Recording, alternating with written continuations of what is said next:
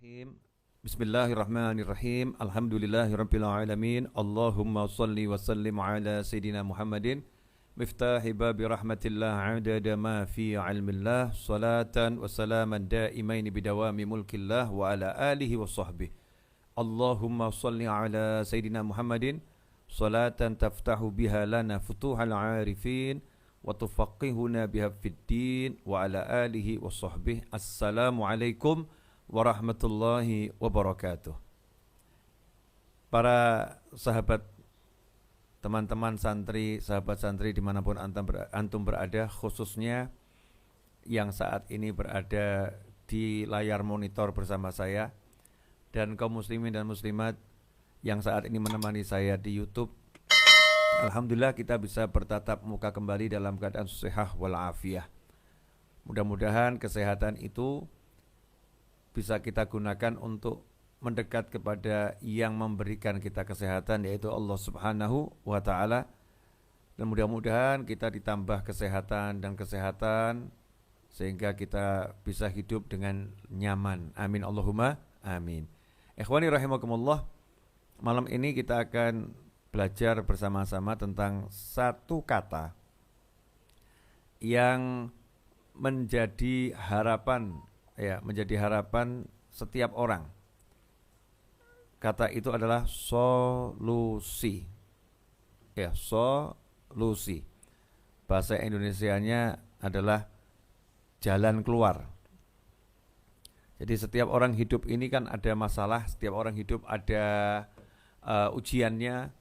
Seringkali kita menemui jalan yang dikatakan jalan buntu oleh orang-orang, mengalami kesulitan-kesulitan yang membuat lelah dan membuat seringkali merasa nggak ada jalan keluar. Nggak ada jalan keluar. Nah, malam ini kita akan belajar tentang solusi jalan keluar. Insya Allah kita termasuk orang-orang yang selalu diberi solusi oleh Allah Subhanahu wa ta'ala. Amin Allahumma amin. Jadi begini, di studio baru saya ini yang berlatarkan kafe, tempatnya ngopi. Saya pilih latar ini akan menjadi latar utama insya Allah di tahun ini dan entah tahun berikutnya, wallahu alam, untuk mengajar. Kenapa saya pilih latarnya kafe? Karena banyak orang suka nongkrong di tempat-tempat orang jualan kopi, ngopi, biar terkesan nyantai. Jadi kita ngopi bareng, ngobrol santai bareng saya bareng antum, antum bareng saya, ngobrol bareng, biar terkesan kita ini tidak lagi belajar, tapi kita lagi bersama-sama minum kopi. Yang menarik dari tempat ngopi adalah, atau tempat orang kumpul minum kopi adalah, di situ ada kenyamanan.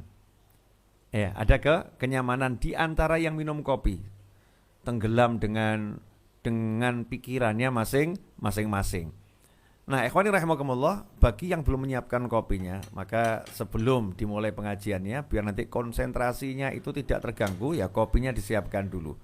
Kalau saya, di depan saya udah tersedia secangkir kopi. Ini Avia Coffee sudah menemani saya. Nanti kita sambil seruput menyeruput dengan bismillah, dan alhamdulillah insyaallah kita akan belajar bareng-bareng. Sebelum saya lanjutkan, saya butuh komen untuk teman-teman yang di YouTube. Tulis komentarnya, gimana studionya, menyenangkan atau tidak. Kalau Habibnya nggak usah dibahas, alhamdulillah kan wajah saya cukup menyenangkan.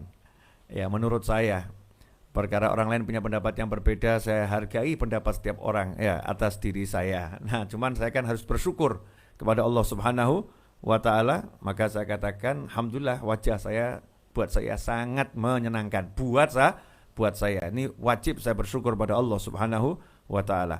Nah, bagaimana studionya ini? Kalau menyenangkan, mau saya lanjut ngopi bareng di sini insyaallah. Ikhwani rahimakumullah, solusi dicari, jalan keluar dicari, Jadi banyak orang yang dia itu mencari jalan keluar untuk masalahnya, mencari solusi untuk masalahnya, dan seringkali bingung karena menemukan jalan buntu. Saya nggak mendapatkan jalan keluar, nggak ada solusi lagi dan lain sebagainya. Nah, kenapa ada orang-orang yang merasa nggak punya solusi? Ada orang-orang yang merasa dia terbentur jalan buntu. Jawabannya adalah sederhana, jawabannya mudah. Yang merasa nggak punya solusi, yang merasa ketemu jalan buntu adalah dia yang jalan sendiri. Jalan sendiri, merasa nggak ada yang memperjalankannya. Dia yang jalan sendiri dan merasa nggak ada yang memperjalankannya.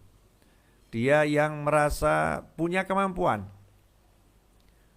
Dia yang merasa punya kekuatan. Nah, itulah orang-orang yang nantinya kalau nggak sadar maka akan mengalami yang namanya kebuntuan, kemudian mengalami yang namanya stres, ya karena dia pakai semua akalnya, dia pakai semua kekuatannya, dia pakai semua kemampuannya, tetap jalan buntu, nggak ada jalan keluar. Nah, beda dengan orang-orang yang berjalan selalu bismillah dengan Allah. Berjalan selalu bismillah dengan mengharap pertolongan Allah. Orang-orang yang berjalan selalu dengan bismillah, mengharap bimbingan Allah Subhanahu wa taala. Orang-orang yang berjalan selalu ya bismillah ya mengharapkan keberkahan dari Allah Subhanahu wa taala. Nah, manusia-manusia yang selama perjalanan dari awal sampai kapanpun juga dia tidak melepaskan bismillah, maka hidupnya tidak akan pernah merasakan pusing. Walaupun mengalami pusing.